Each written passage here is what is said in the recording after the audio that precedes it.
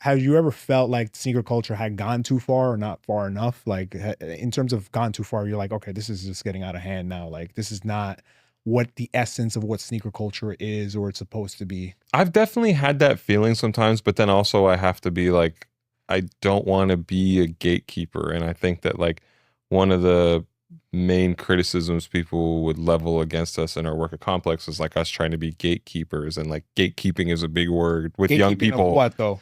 What would Yeah, gatekeeping? of like who's allowed in or who's not, which is like not my place to say. And it's funny because the gatekeeping thing gets caught up a lot in just like trying to teach people the history around things. It's like I'm not trying to say you can or can't participate. I'm just trying to tell you like there's this thing has rules and like predecessors. Anyways, that's a whole other conversation. It's a little gang, you know what I mean? Like you need to get initiated. Yeah, but has it gone too far? No, I don't think so. And also like I think it would be hypocritical for me to say it's gone too far, because in the work that I've done over the past 15 years, like I've definitely played a small role in like pushing sneaker culture from a niche subcultural thing to a more pop cultural thing, and I've benefited off of that greatly, just to be transparent. So like I think it would be wrong for me to say that it's gone too far. I think that sometimes I do have that feeling of like, oh, this used to be like a more niche thing, and the experience you hear people describe a lot. And I heard somebody mention it on a panel a few days ago. I think it was Bradley Carbone, a gentleman who used to work at Complex, was that like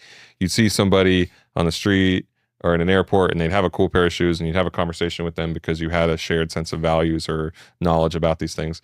Now that's been eroded, and you see somebody and you don't necessarily know if they know the history on around that shoe. That's fine. Not everybody has to know the history on the shoes that they wear, but that's probably the closest version I have of that feeling of like, oh, it would have been like if when I was in college and I saw somebody wear a pair of skunk SB Dunk highs, like I knew that they stood in line for them or read a lot about them or researched them and cared about them tremendously.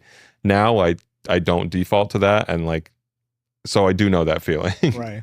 Right. And how do you feel now about there's a lot of independent designers that are coming out with their own sneaker brands and things like that. How you think that influences the market, or how do you look at those type of sneakers or those brands? I love that, because I think that as sneaker consumers we are brainwashed in a way of there are only 4 or 5 choices really that we have with brands. And I was talking to somebody about Salehi Bembury recently, and he just launched his own line, Sponge, and I think it's incredible that finally designers have more resources to make these things happen on their own without having to rely on, I mean, this is real. The real gatekeeping is when there's like a $1 billion company who has all the access to the means of production, you know what I mean? So when you talk about small designers, I'm happy we're like trending toward a world where like more of them are able to support themselves. I don't like all those shoes, but like I think it's good for the industry, and I think it's a healthy thing. It creates diversification, right? Yeah. It creates a competitive creativity, like creative. Yeah, for sure. Competitive, right? For sure. So, and I think that's good because it pushes other creators to reach the boundaries of performance and design and fashion, right? Like, because if you just keep it to the same 4 or 5 players, it's just going to be a copycat league, right? Yeah. Like when you have somebody who's going to break the mold, it's going to sort of force everybody else to sort of say, okay, we need to be different too. Yeah, for sure. That's the biggest thing. And what would you say is, going back to what you said before about like, people gatekeeping or whatever it may be, what do you think is the most common misconception that outsiders have about sneaker cultures or sneakerheads in the industry? That's a tough one. The most common like if I'm give us a few. if I'm a person who's like not into sneakers at all. What might I think? I don't know. It's a hard mindset to put myself in because all I ever think about is sports footwear.